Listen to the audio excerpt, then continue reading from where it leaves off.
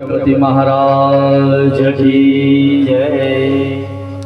આ જે મહોત્સવ છે ને એનું નામ છે પ્રાણ પ્રતિષ્ઠા મહોત્સવ। એમાં ઉત્સવ ના હોય, તમને મોહ ના હોય તો શું કામ? મને આચાર્ય તમે એનો બનાવ્યો કંકોત્રીમાં લખ્યું તમે કે મહોત્સવ ના આચાર્ય, એમાં મોહ ન હોય તે કાર્ય જોરથી જઈએ કાર કરો, અંદરથી ભાવ નહીં હોય, અંદરથી જાગૃત ન હો તમે તો કોઈ પણ કાર્ય નકામું। બે હાથ જોડી માતાજીનો જય જયકાર કરો। બોલો ગણપતિ મહારાજ કી જય, બોલો હનુમાનજી મહારાજ કી જય, સુમમાય માત કી જય, શ્રી નાગરેજી માત કી જય, શ્રી યાત્રાળ માત કી જય, શ્રી બાલવી માત કી જય, શ્રી સુરાપુરા દાદાની જય, વાછરા દાદાની જય, નારાયણ ભગવાન કી जय, सूर्य नारायण भगवान की जय, अपने अपने माता पिता गुरुदेव की जय। બધા હાથ ઊંચા કરો, નમઃ પાર્વતી પતये હર મહાદેવ। સ્વસ્તિયાદિતિલકમ કુર્યાત।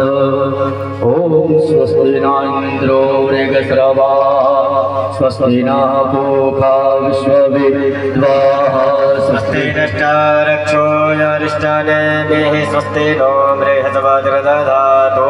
ग्रहकर्णेभिः शनो यामदेवा, भद्रं पश्येमाक्षभिर्जत्राः। तुष्टो वाग्गुंसस्तनो वीर्यस्य महिदेवहितं जदायुः। शतमन्नो शरदो यजन्देवा, चतुराजरसन्तनो नमः। द्रविदरो भवन्ति मानो मदयारीरिखदा निर्गन्ध्योः। आदित्यो रदिरङ्गन्तरिक्षमदितिर्माता संहिता समुद्राः। विश्वे देवा अदितिः पञ्चजठार अदितिर्जातमदितिर्जनितमं मा। બોલો બાપા અનન્ય પ્રસન્નતા અને અનન્ય વર્ષા વરસાવે માં ભગવતી તમારી બતાવો।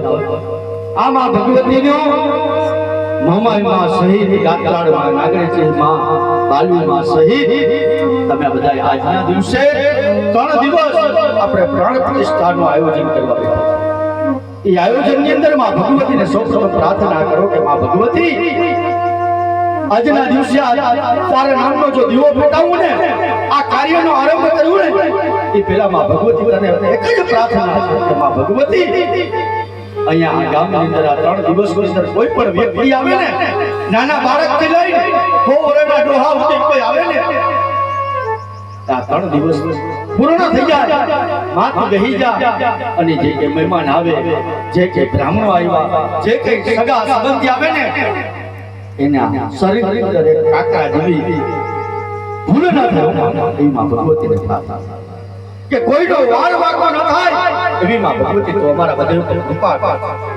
એવી માં ભગવતીને આજના દિવસે પ્રાર્થના કરો કે અમારો આ પ્રસંગ છે એ માં ભગવતી ઉમાય તારા આધારે તારા વિશ્વાસે આ કરી છે, અમારી કોઈ તાકાત નથી માં ભગવતી ઉમાય, પણ જે કે પ્રસંગ કરીએ છીએ ને એ પ્રસંગ તું માં હાજર રહે માં, અને આની અંદર કોઈ કોઈનો કોઈ વ્યક્તિનો કોઈ મહેમાનનો વાળ વાગો ન થાય, કોઈને કાકરી ન લાગવા દેતી માં, એટલી અમારી દયા કરજે એવી માં ભગવતીને પ્રાર્થના કરી આપો। જય મા।